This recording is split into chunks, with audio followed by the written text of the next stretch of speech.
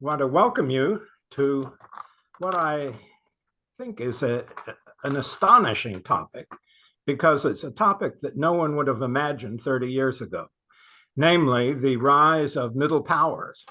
Many of you who are following the publications and discussions of the Central Asia-Caucasus Institute will recall a paper that was written in July 23 on the stepping up to the agency. This was done by Dr. Cornell and me, and the concept is really very simple. Agency is the ability to do something, to get something done, and not to have it done to you.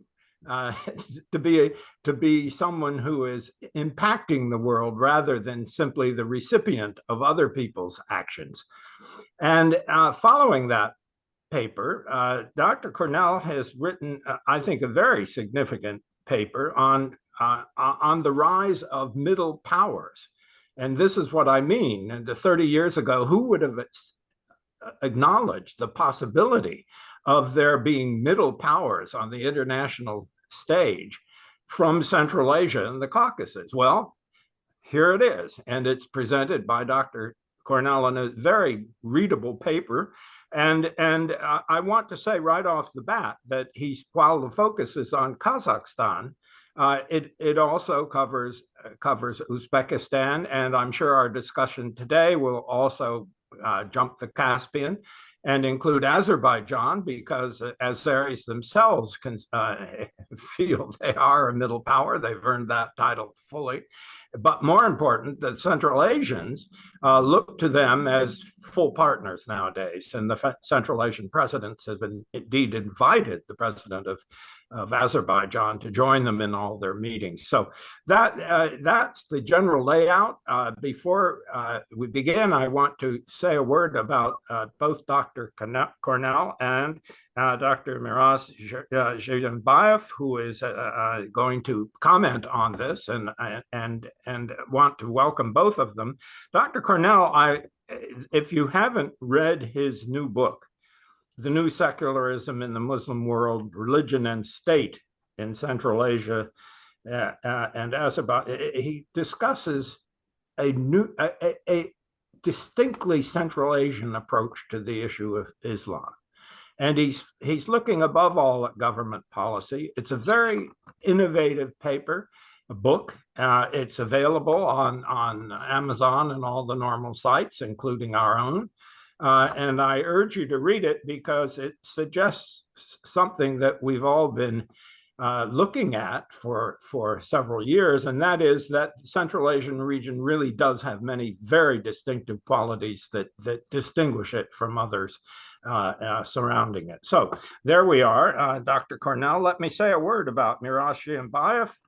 He is head of foreign policy and international studies at the Mind Institute. Now, the Mind Institute is a think tank, and it's associated with the Maqsut Narikbayev University in Astana. If you don't know that university, it was founded in 1994.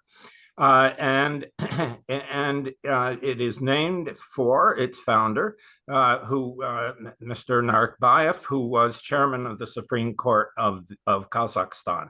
So without further ado, let's turn to Dr. Cornell and then to Dr. Zhiyenbayev. Thank you. Thank you very much, Fred, for this introduction, and for Dr. Zhiyenbayev. We're looking forward to your input to this conversation as well. But thank you for mentioning the book on religion and secularism. I think it should be mentioned that it's not entirely irrelevant to the issue of middle powers, because again, the concept which you noted that we published a paper on over a year ago was focused on the idea of agency. Well, I'll return to this in a moment. But obviously, the fact that the states of Central Asia and Azerbaijan have developed a policy in the field of religion that's very unique. They haven't been following anybody. They've been developing their own very distinct model that also shows, particularly to the subject of agency. And of course, the leading states in this regard are also the middle powers in the region. As you mentioned, this is a paper that focuses specifically in Kazakhstan. This is a follow-up, if you will, to the broader discussion of agency we started off with a longer paper a year ago. I expect there will be further work in the coming years published by the Institute on other middle powers emerging in this region, and not least on the cooperation between them. And I hope we can speak in the discussion more about this. Obviously, it's only 2 weeks ago that there was a summit in Astana for the sixth summit of the leaders of Central Asia, to which, again, as you mentioned, President Aliyev of Azerbaijan is invited, as is the head of the UN regional organization in Central Asia. And this is a summit at which the regional leaders committed to deepen further their regional cooperation, which obviously indicates that, again, that the Central Asian states are determined to be their own stewards of the region rather than to be pawns of a great power competition that we see accelerating across the broader greater Central Asia region, as we tend to call it at this institute. Obviously, the key issue related to the discussion of middle powers is who determines the future security, the future structure, the future architecture, if you will, of international relations in the Central Asia region. Will it be insiders or will it be outsiders? Will it be the states of the region or will it be the great powers surrounding them? Obviously, there are a couple of issues that are very relevant and unique to Central Asia. One, I think, is the size differential between the states in the region and the great powers surrounding them. Obviously, some of the greatest, largest powers in the world in China and Russia, some of the most aggressive ones like Iran, for example. And another one is the landlocked nature of the Central Asian states, which is a particular challenge in order to have agency and play an independent role in the world. Then there are issues that are not unique to Central Asia, but that are very particular relevance to the region, and that's the decline of what we used to call international norms, and in favor instead of a situation where great powers tend to do a little bit what they think they can get away with. This is obviously a very significant development for countries that are surrounded by regional and great powers that find themselves in the center of great power competition on the Eurasian continent, with stronger dividing lines around them, and frankly, a rising axis of revisionist powers consisting of Russia, China, and Iran, who have more or less an express intent to have countries in the region follow their lead. The interesting thing is that in the face of these challenges, many people would say, well, forget it. How can Central Asian states, they're so small compared to the great powers, how can they survive? How can they maintain their independence? Or if you're sitting in Washington or in Brussels, why should we spend a lot of resources for the, if you will, the losing game of trying to support these countries? It's a lost cause. They will be gobbled by the Russians and the Chinese and the Iranians in some combination. I don't think you hear this being stated directly, but I think between the lines you see a lot of people who are making arguments or analysis along these lines. But the fact is that what we're seeing happening in this region is the opposite. We're seeing that in spite of the acceleration of regional power competition, great power competition, the Central Asian states and the greater Central Asian states, including the Caucasus, Mongolia, have I would say double down on their independent approach to the world. They have shown that they're not pawns in some kind of great game or chessboard, and that in fact they're developing an ability to impact the region surrounding them. In many ways, they're gaining sufficient power to assert their own priorities. And the most important part of this, of course, is that they're strengthening cooperation among each other. Obviously, an issue that this institute has worked for many years to illustrate and to support. The rise of middle powers is absolutely crucial to this broader situation, and I'll explain why.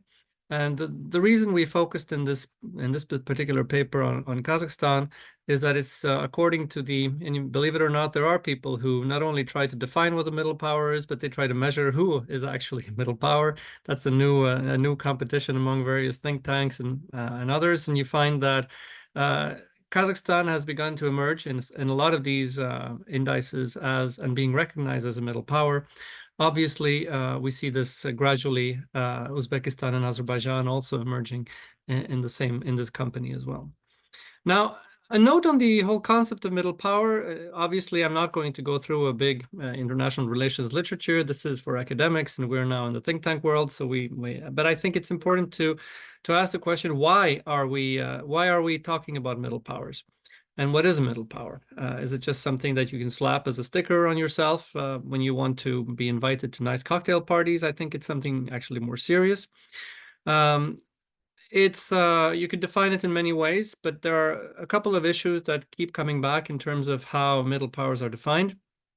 Size is an obvious one. Size of population, size of economy, level of military expenditure, development indicators. But there is a couple of more issues that don't only have to do with the objective, measurable characteristics of a country's economy and GDP and so on, but also to what they're actually doing, not only what they are, but what they're doing with their size. So a regional power, to be a regional power, you have to somehow show signs of leadership. That is to, particularly in areas of specific expertise of a country, to emerge on the international scene and aspire at a leadership role in terms of setting the agenda on certain issues. Middle powers also have been recognized to work by stabilizing relations between great powers, being a mediating force, for example. And what keeps coming back is also that middle powers, particularly because they occupy this niche, if you will, between the great powers and the rest of the international community, are so-called good multilateral citizens. And there are many reasons why you would see middle powers turning to multilateral institutions and trying to forge multilateral agreements on certain issues, and that is because they are trying to position themselves with reference to the great powers and carve out a role for themselves with the great powers. And that's why working multilaterally is something that actually comes very natural to the role of a middle power.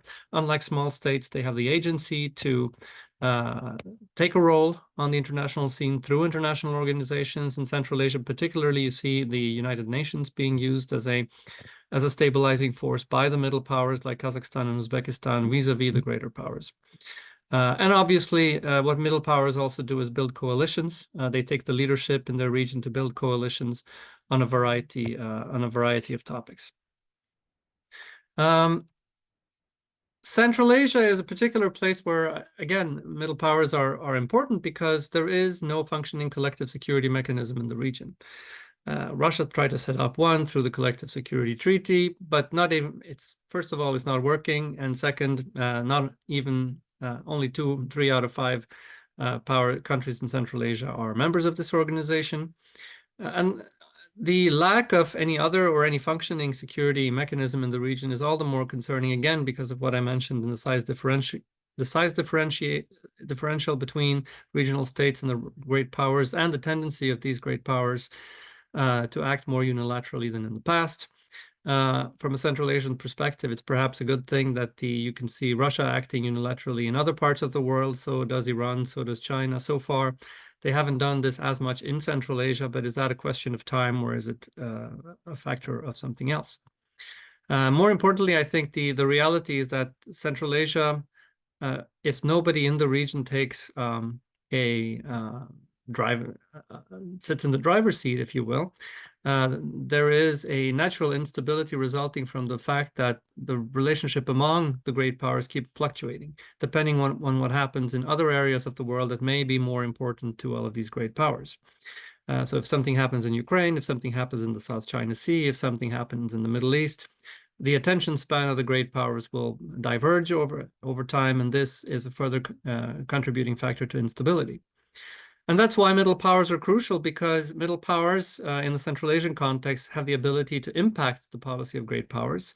They have the ability to stabilize the interaction among the great powers in the region. And we see this by the shuttle diplomacy that many of the Central Asian leaders are engaged in. If you compare to, let's say, European leaders, well, they do shuttle to Brussels, but aside from that, foreign policy, geopolitics is not really one of their focus areas. But in this part of the world, I think a great majority of the time of the top leadership of each country is focused on international politics because the stakes are so high in terms of their international relations. Middle powers can also, as I mentioned, they can raise the situation in the region to the attention of both external powers, non-regional powers, as well as multilateral organizations. We see this in terms of how Central Asians, very much led by the middle powers, have created the C5 mechanisms with so many foreign partners, including the EU, the US, Japan, and many others. And this helps smaller and weaker states band together and pool resources. Obviously, a few words on the role of Kazakhstan as a middle power. It's probably about a decade or so that Kazakhstan began to be identified as a middle power in Central Asia for a number of reasons, again, that are related both to the objective attributes and the choices that its leadership made. The paper, which is available on our website, goes into much greater detail, so I won't go through everything, but I'll just very briefly mention the factors. Kazakhstan economic size is obviously, I think, a key starting point, with a GDP of $250 billion, which is larger than the rest of Central Asia combined. Equally important is the fact that Kazakhstan, if you will, has been, even in terms of in the realm of ideas, in the realm of foreign policy strategy, has set the tone for the rest of the region by a proactive approach to handle the competition among great powers. This is something we have written about and spoken about in the past, but the premise of Kazakh foreign policy is, how do you avoid being subjugated to the great powers or becoming an apple of contention among them? And how do you do so without engaging in constant hedging, moving from one to the other, short-term arrangements? So the idea that was developed by then Foreign Minister Kassym-Jomart Tokayev, who's now the president of Kazakhstan, was the idea of positive balance. In other words, to balance, the obvious legacy of relations with Russia, not by reducing these relations, but by strengthening relations with other powers, primarily China, and then the United States, and then other powers, in order to raise the level of interactions with these other powers to parallel, to some extent, the intensity of relations with Russia, and therefore creating a positive balance between the country's foreign relations. And what we've seen in the 20 years since this strategy was adopted was that other regional states have more or less, who had, I should say, initially very divergent approaches, whether it was, piggybacking on a single foreign power, whether it was jumping from one to another, but everybody has more or less adopted the approach that Mr. Tokayev outlined 20 years ago in his book. Beyond the economy and beyond the foreign policy approach of the Kazakh government, the fact that it's, together with Uzbekistan, taken a leadership in promoting regional cooperation is absolutely crucial. Kazakhstan, of course, has from the start pursued two approaches, parallel approaches. One is Eurasian cooperation and the other is Central Asian cooperation, not at the expense of one another. Obviously, former President Nazarbayev was known to be the originator of the idea of a Eurasian Economic Union. Obviously, Mr. Putin's idea of how that should be built was probably a little different. But the point being that in parallel with this, Kazakhstan always devoted at least equal attention to the idea of Central Asian cooperation. And that the first attempt in the late 1990s, which again we have published about and written and spoken about, the creation of the Central Asia Union, was built by the agreement between first Kazakhstan and Uzbekistan, later joined by Kyrgyzstan and subsequently by Tajikistan, was foiled by, again, the great power intervention of Russia that subsumed it under the Eurasian integration scheme. Now we see, particularly after the transition of power in Uzbekistan in 2016, and the arrival of a new president, President Mirziyoyev, very much focused on Central Asian regionalism, we see how Kazakhstan and Uzbekistan immediately teamed up to restart the process and managed this time to get every other Central Asian country, including Turkmenistan, on board with this. And we see that this cooperation that is being promoted is not only on Central Asia, on the pure Central Asian level. We see how Kazakhstan started building cooperation across the Caspian with Azerbaijan many years ago, intensified this in the past 2 years, and how it's now even turning into a trilateral cooperation structure between these three emerging middle powers. On a lot of issues. Electricity cooperation is a first, but I'm sure there will be many others in which this trilateral cooperation will be also adopted. We can go on. I'll just mention that Kazakhstan has gone beyond the region with its international initiatives in an attempt to put itself on the global scene. Obviously, in the Kazakh case, and this relates, by the way, to the academic literature on middle powers having a specific expertise area. In the case of Kazakhstan, and nuclear issues have been, because of the particular history of Kazakhstan, a subject that the government focused specifically on and made itself visible on the international scene. Now, to perhaps, in the interest of time, to speak a little bit about how these issues are relevant to the broader Central Asian region and to outside powers that are, if you will, well-wishers of Central Asia. It seems to me that the obvious conclusion is that the emergence of middle powers in Central Asia is something that should be absolutely central to the way foreign partners of Central Asia approach the region. But the problem is that requires a fundamental rethink in some quarters, where still there is this idea of the Central Asian region as a kind of a great game. The problem with the idea of a great game is obviously that the locals are not players. Only the external powers are players. If it's a chessboard, you could see either China or Russia, United States, large outside powers playing the game. Where the local states are basically seen as helpless and hopeless, if you will, in terms of lacking any agency of their own. And the argument that we've been making in various contexts, but specifically with the emergence, and I think the emergence of middle powers is a perfect example of this, is that understanding of the region is one where really the politics are between the great powers surrounding the region, not among the powers in the region itself, is actually inaccurate and misleading.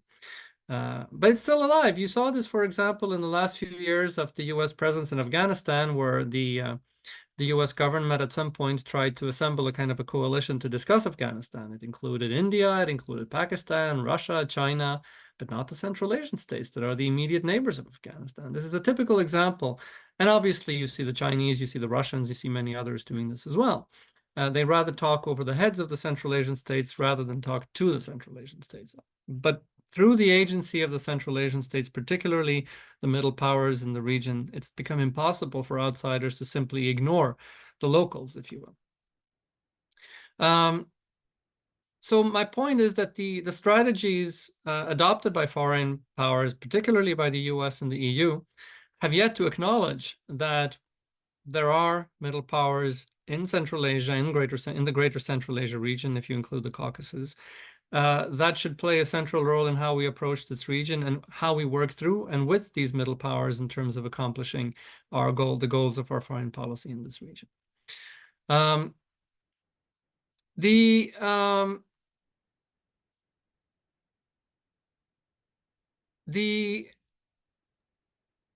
Concretely, I guess to conclude, I would say that we like strategy documents in the West, and they are important for the way we organize our government.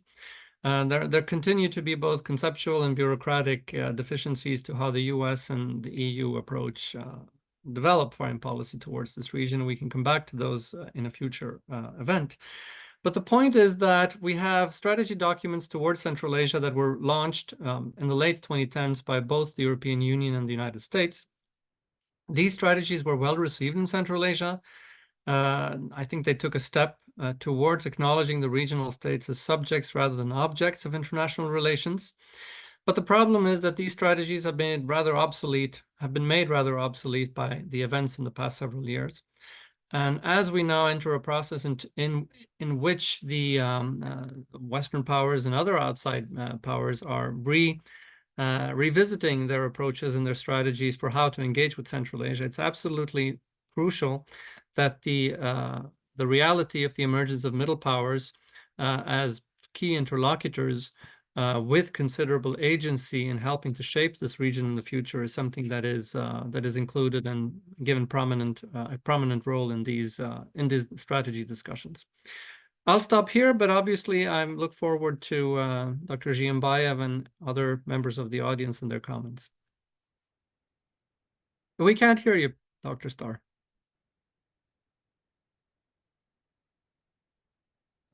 Thank you very much. And turning to Dr. Zhiyenbayev, I want to add just one note to Svante Cornell's presentation, and that is that if you're going to be a middle power, you need the capacity to think about it, to conceptualize it, to analyze it. And if that's monopolized by government employees, it's going to limit your perspective. And one of the positive developments, which we have celebrated over many years, has been the steady emergence of a new generation of people in Central Asia, men and women who are themselves highly qualified analysts and thinkers in the area of foreign relations, and specifically of their region's foreign relations. Some of these, by the way, come from former Rumsfeld fellows at the Central Asia-Caucasus Institute, others not. But we're honored today to have a spokesman and example of this welcome new phenomenon. Miras Zhiyenbayev, who is, as I mentioned earlier, is head of international studies at the Mind Institute in Astana. Sir, welcome. Yes, thank you very much, Dr. Starr. Thank you very much, Dr. Cornell.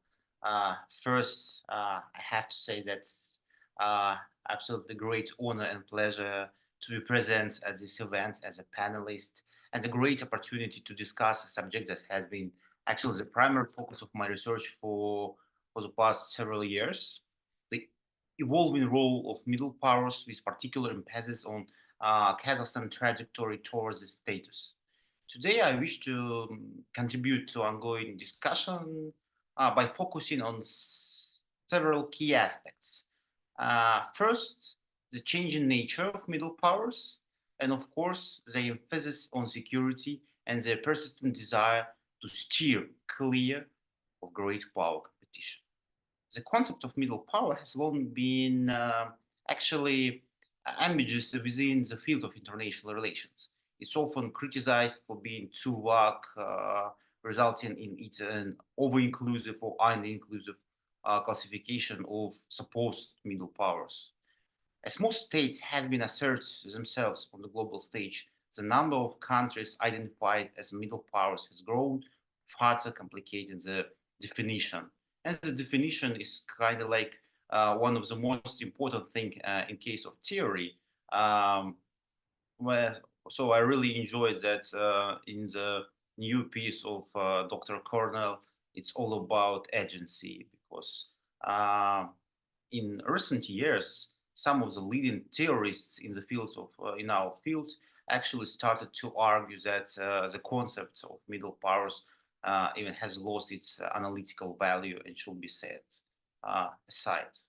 This is somewhat paradox, especially given that the practical importance of middle powers in global governance has only increased, especially after the February 2022.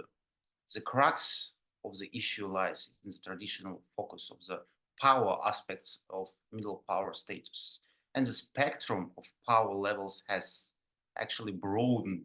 The definition has indeed lost some of its basic precisions. However, a modern reinterpretation of the concept shifts the focus to the middle aspects, moving from hierarchical to vertical understanding to actually a horizontal one.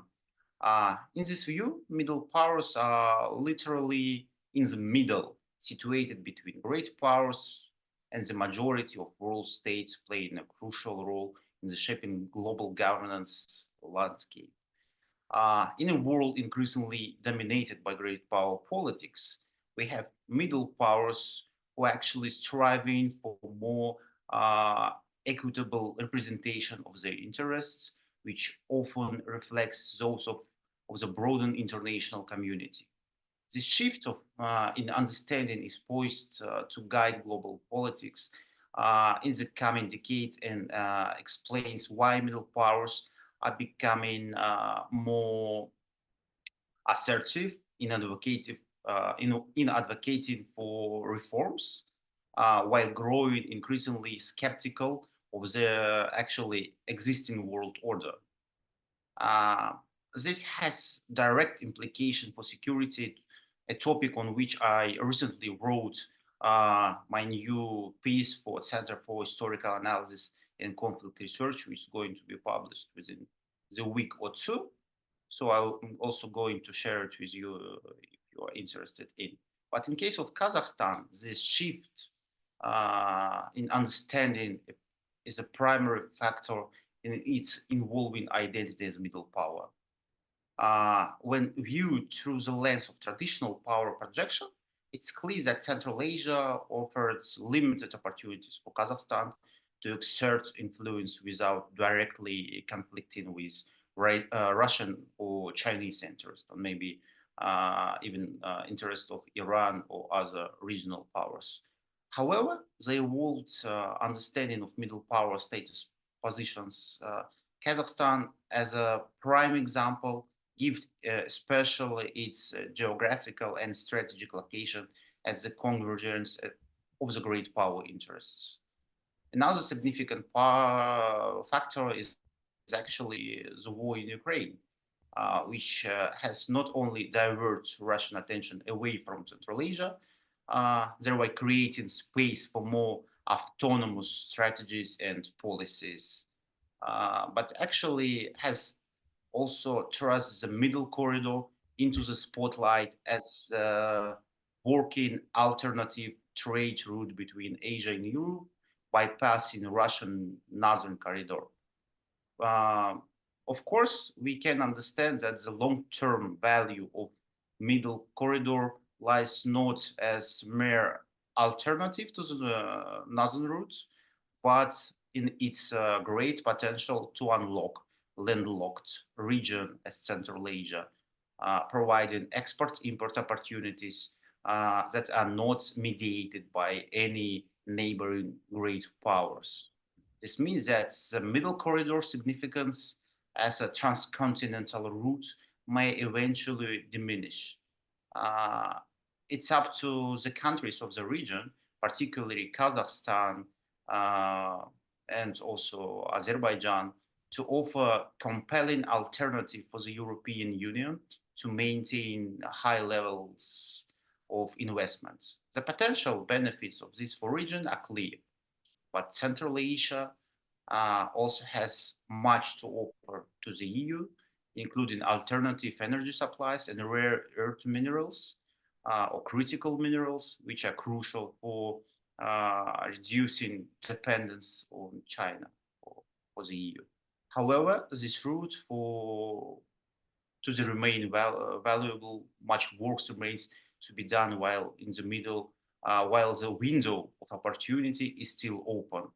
This includes enhancing connectivity across three regions, reducing bottlenecks, and making a coordinating push for infrastructure investment. In this context, I think that Kazakhstan adoption of middle power identity is not merely cosmetic, as some critics suggest these days.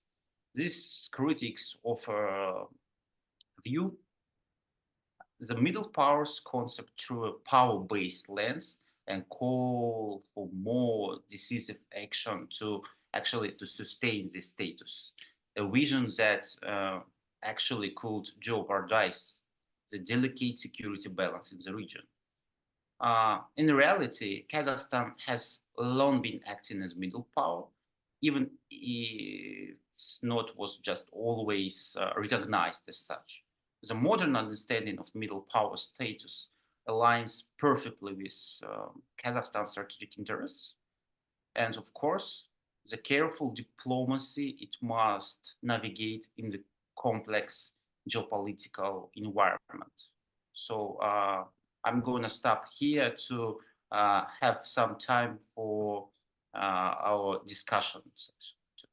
Thank you. Thank you very much indeed. Those of you who've ever taught in academia will recall the situation walking into a lecture hall and someone raises a question before you begin to speak.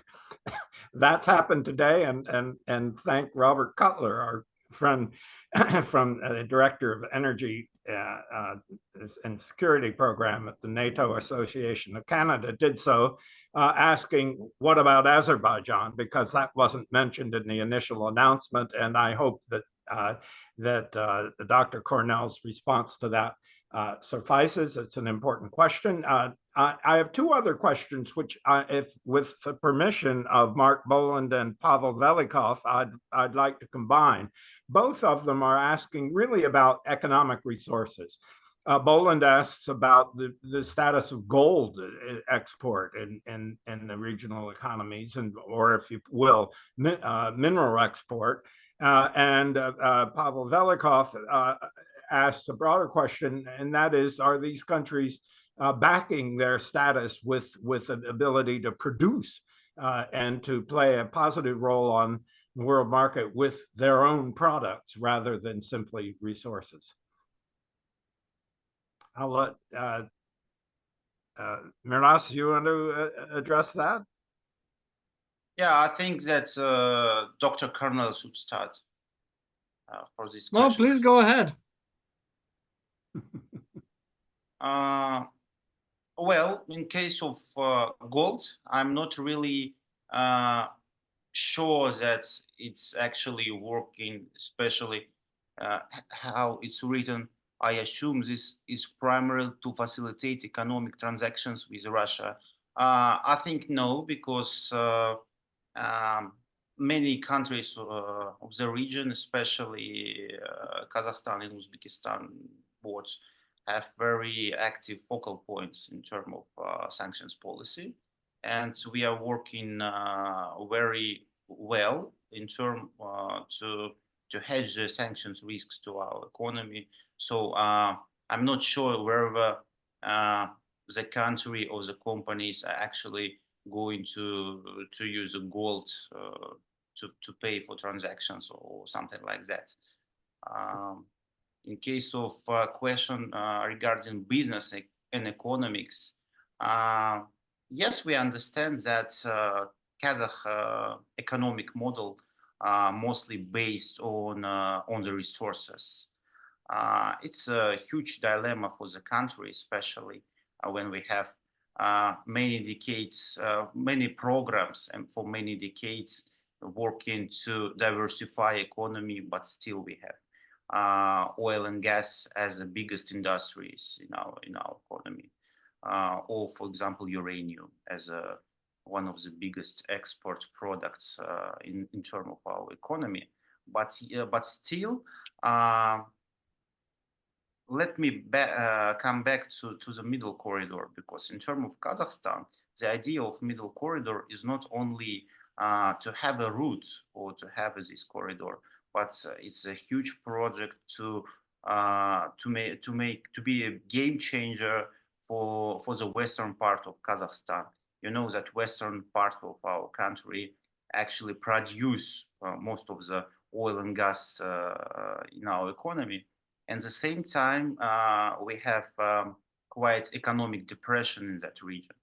Having trade routes in that part of the country is meaning that we're going to facilitate the new markets. We're going to facilitate some new businesses, new company in terms or services in terms of logistics, I don't know, food, supplies, etc. So for Kazakhstan, the idea of middle corridor is actually to provide new opportunities for our inter-regional development.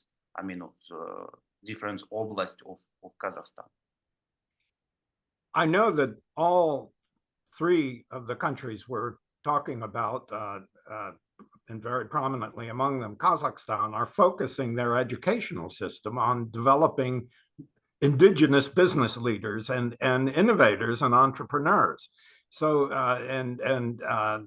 Zhiyenbayev is involved with that process. Well, this is very important, and it's at an early stage. But my suspicion is that it will bear fruit, and we'll see concrete results of it. Now, I have a question for both of you, and that is, yes, let's celebrate the achievement of Kazakhstan, the achievement of Uzbekistan, the achievement of Azerbaijan as assuming the mantle of middle powers. And let's salute them for linking arms with each other on this issue, as they are doing increasingly. However, my question is this to both of you. Are they at the same time creating a split between the middle powers and the rest that is going to cause problems? A split with Kyrgyzstan, Tajikistan, Turkmenistan, Georgia, and Armenia that is going to cause problems, and that could be played against the middle powers by outside powers. Well, if I should start, try to answer that question, I think this is obviously a risk, and this is something that arises anytime you have this type of, I mean, we spoke about the size differential between, let's say, the middle powers and the great powers, but there is a perhaps even more stark size differential, and especially if you look at GDP per capita figures between the middle powers, especially Kazakhstan and Central Asia, with the smaller states. What I would say to that is, first, that the situation is dramatically different in Central Asia and the Caucasus. In the Caucasus, obviously, you have the Armenia-Azerbaijan conflict, which may be now heading towards a peace agreement. That remains to be seen. If that happens, that could open up a situation in which a certain type of regional cooperation could be realistic, but we're far from there yet. It's probably going to take a long time. What I would say is that in the Caucasus, if you discount the issue of Armenia because of the Armenia-Azerbaijan conflict, there was for a long time an ability by Azerbaijan and Georgia to develop a form of cooperation, in spite of the very obvious difference in size between them, based on mutual dependence. The mutual dependence being that, you know, Georgia needs Azerbaijan in terms of its investments, in terms of being the source for or the connection to the transit corridor that goes eastward, and for Azerbaijan, you know, even more strongly, Azerbaijan needed Georgia as its only outlet to the rest of the world that doesn't go through Russia or Iran. Obviously, there were irritants from time to time, you know, but overall, I think this is a relationship that has matured, that has deepened, and you find a lot of, you know, if you go around, let's say, foreign capitals, you will find Azerbaijani and Georgian diplomats interacting quite cordially and often privately with one another. And I think this is happening in the business world as well. As for Central Asia, I think it's very clear that this has been very much on the agenda of the leaders of Uzbekistan and Kazakhstan, who have been advancing the agenda of regional integration and cooperation. It seems to me that if it had been only up to those two countries, the process of institutionalizing this regional cooperation would be much more advanced today than it is. And the reason is that they have, to some extent, allowed the speed or the intensity of the regional cooperation to be factually determined by the lowest common denominator. You could see, actually, this is, you know, you could look at the way European cooperation developed or European integration developed exactly in the same way. You know, there are countries that have not joined the Schengen border treaty. There are countries that have not joined the euro. Maybe in the future you will see a similar, you know, differentiation in Central Asia about how far the countries integrate with each other. But for now, I think we know for a fact that the leaders of Kazakhstan and Uzbekistan have spent enormous amounts of energies to and successfully to get Turkmenistan on board. Not on board with everything. You know, there was a proposed treaty that for signature the last time the leaders met in Kyrgyzstan a year ago. It has not been signed or ratified by the Turkmens or the Tajiks. But nevertheless, they have not said that they're not going to do it at some point.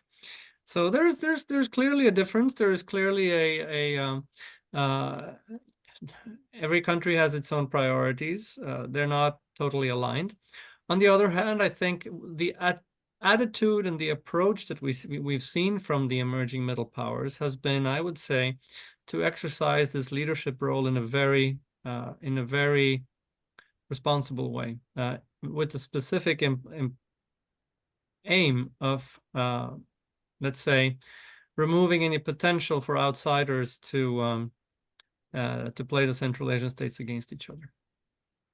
Thank you. We have some very stimulating questions. Aris Margolis asks about what about Turkmenistan, an important question. Natalia Weimer asks, how does Iran react to all this? But let me, if I may, raise a question that Catherine Spencer has posed, and that is, what about security arrangement? I mean, is this just a lot of blah, blah, blah, or a lot of economic talk, or maybe transport? But without security, is any of this real? Would you like to start, Miras? Yeah, I can start if you want. It's a very interesting question because this year Kazakhstan hosted the 6th meeting of the head of states of Central Asia, not too long time ago. And I think the most surprising moment is actually that 6 years ago, it was absolutely impossible to think about that. We're going to discuss even transport routes in the very serious matter. Now we already started to formulate some new and very deep initiatives in terms of regional cooperation, in terms of real regional cooperation. This initiative of President Tokayev on our own security organization landscape of formats is actually the product of the very important and high level of trust between the president of Central Asia. So to the moment, Kazakhstan is ready to start the discussion. Of course, we still have some other security formats in this landscape, like collective treaty security organization. But at the same time, we need to start this type of discussions to go step by step. Good. Maybe we're not going to have it, in a couple of years, but at least we started to formulate our own principles. And the beginning of conversation, as for me, is also very huge step forward in this. I think, by the way, might add that it also there's been a increase in discussion of security on a collective basis in discussions, I'm sure, with all the outside big powers, definitely with the United States.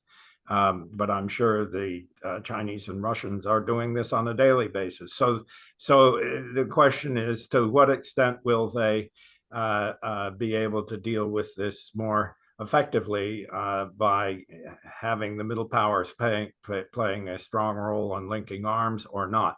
Can I jump in quickly on that? Yes, please. I think it's important to look at how these things are done. It seems to me that obviously the summits of Central Asian leaders are very carefully choreographed, because you have to draw a fine line between, on the one hand, you want to show the world and the great powers surrounding you that there is this agency on the part of regional leaders.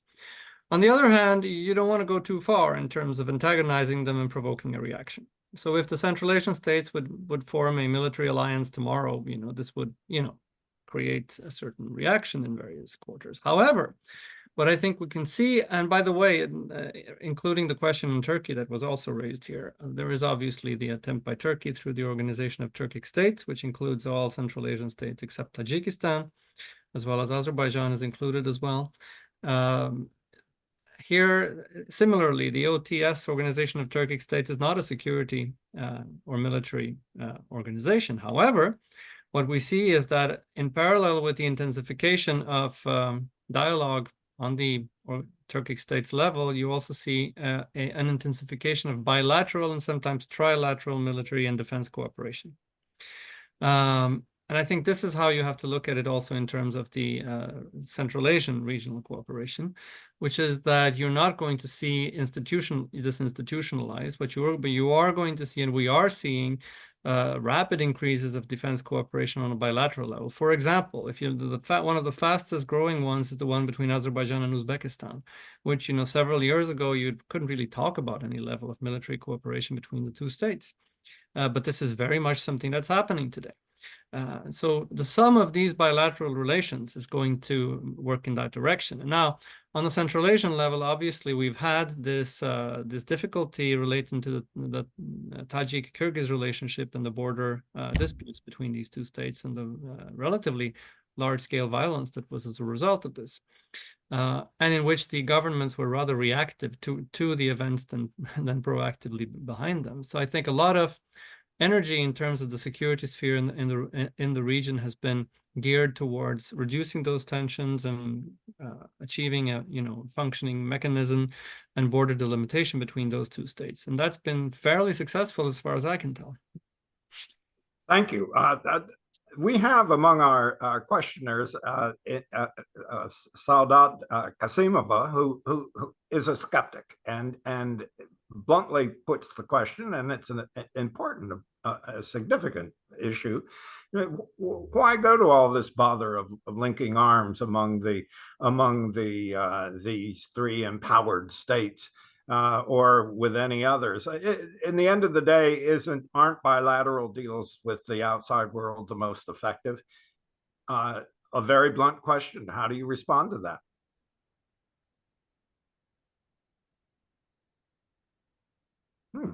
Dr. Cornell, I think its question actually goes to you because of the clear address of Saudat Kasimova. Well, I think that depends on if you're looking at the short term or the long term and what you're trying to achieve. Obviously, I think those two things go together. The bilateral relationships between the Central Asian states would not have developed as rapidly as they have if there hadn't been for a region-wide growth in first dialogue among, obviously, because this is Central Asia, it's a top-down situation, so you begin with the presidential level. Now we've seen it strengthen also at the level of different government ministries and so on. If in order to work bilaterally, sometimes the meeting between people that end up working bilaterally starts at the multilateral level. It's a spirit of cooperation that is developing in the region that was not there a number of years ago, where everybody was focused mainly on their own house, if you will. So I'm not saying that the bilateral is not important. What I'm saying is that I think that they go hand in hand. I would also say that if you look at the outside world, and especially at how Central Asia interacts with multilateral institutions and also with let's say Western powers, or for that matter, with powers like Japan, India, or the Gulf Cooperation Council, what have you, it's much more of an interesting proposition for outsiders to see Central Asia as a region and work with Central Asia as a collective, rather than an ad hoc grouping of two states or three states, and in that sense, I do think that the region-wide level is important. That sets the tone. And then obviously there will be some things that will be implemented bilaterally. When it makes more sense for two states to work together on a particular subject, I think that's great if they do that. But I don't think that that's going to happen unless you have a broader cooperative spirit in the region as a whole. I don't know if that answered the questions, but that's my best try. We will be returning in a later session, several actually, to the issue of regional coordination, cooperation, or integration. We have generally not used the term integration because it has certain overtones in the region itself, but it still is relevant to think about the models. Yes, the early days of the European Union, the early days of the American colonies. Do we hang together or do we hang together? Is the question that was posed back then. But in that spirit, I want to ask if the achievement of status of a middle power does not impose on these three states a serious level of obligation that is not being discussed. A middle power assumes not just that they are producing a lot of minerals or exportables and whatever, but also that they have a diversifying and developing economy, educational system, the whole works, legal system, the works. Now, and I think that is manifestly true with all three countries. The question is, what duties does this impose on them toward the others? In other words, what duties does it create with obligations does it create with respect to Kyrgyzstan, Tajikistan, Turkmenistan that are lagging? And what, in the case of Azerbaijan, what duties does it create with respect to Armenia and Georgia? Should there be discussion of regional development banks? Or is this going to be left totally to outside powers and outside financial institutions? Success brings its own challenges, and this may be the top one that faces them, along with security. So let me ask both of our speakers today if this is an issue that is being addressed, and if so, where and how? How do you avoid creating a two-tiered Central Asia, a two-tiered Caucasus, winners and losers? As for me, the question of obligation is most important one, because when you're talking about having your own agency or expiring your agency to whole region, the question of obligations is the first. So what type of obligations do we expect? First, it's normative ideas, because in terms of Central Asian region, both Kazakhstan and Uzbekistan translate this ideology of common trust, of common history, and I just wondering wherever my connection is okay. Something happened with connection of Dr. Cornell, because he's kind of like freezing. So, yeah, here you are. But coming back to Central Asia, we have Kazakhstan, we have Uzbekistan, and both of them are kind of like middle powers. For example, Kazakhstan enjoys its foreign policy, its economic potential, etc., while Uzbekistan actually enjoys its very developed human capital, overall the number of population, and being exact in the sense of Asia. What do we need as obligation of these two countries in order to develop the region? First, for example, as for Kazakhstan, we have our own infrastructure to support regional development. I'm talking about having CACI, which is actually working focused its work directly to Central Asian states like Tajikistan or Kyrgyzstan and Turkmenistan, providing some help to Uzbekistan. And you know that Kazakhstan is kind of actually one of the biggest donors to current Afghani people. So we are working very hard in that matter. At the same time, having the agency in the region means giving the opportunity and enough space to develop to the rest of the countries of the region in all of this geopolitical storm. Because yes, historically we do have Russia, we do have Iran and China in all in our borders. So we have kind of like have to hedge the overall risks for these countries, working to support its government, its economic potential. At the same time, we're working to facilitate its development. For example, here in Kazakhstan, and I'm very much enjoy that now I joined the Maqsut Narikbayev University, where we have so many Central Asian students who come to Kazakhstan to study here. Because yes, we developed some of our, for example, our education system to be very good facilitator of change in the region in terms of people-to-people formats.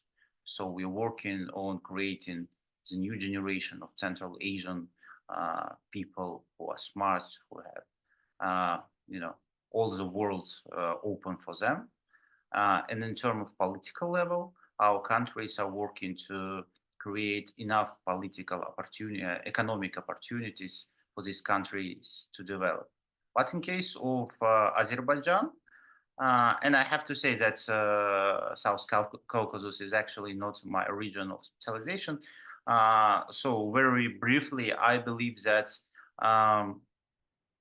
especially in terms of its conflict with Armenia, Azerbaijan is still very huge and important part of overall Turkic world. So the presence of President Aliyev during the last two meetings or summits of Central Asian leaders is actually the demonstration that we are working on even bigger connectivity in the whole Kamka region, not only Central Asia. So maybe these three middle powers, the wider Kamka region and its agency, is actually biggest facilitators to promote the new concept of Kamka region, and in a very practical, not just academic approach. As for me, we cannot hear you, Dr. Starr. This has been a very stimulating conversation. It's opened up many windows. And I want to assure our viewers that the Central Asia-Caucasus Institute, under its new executive director, Laura Lindemann, who is involved with this production today, is addressing a lot of the issues that have been raised by our questioners and by our two speakers. But in closing, I want to thank Miras Zhiyenbayev and also to thank Svante Cornell. Both have really, I think, outlined some of the challenges that success brings, as well as the success itself of these middle powers.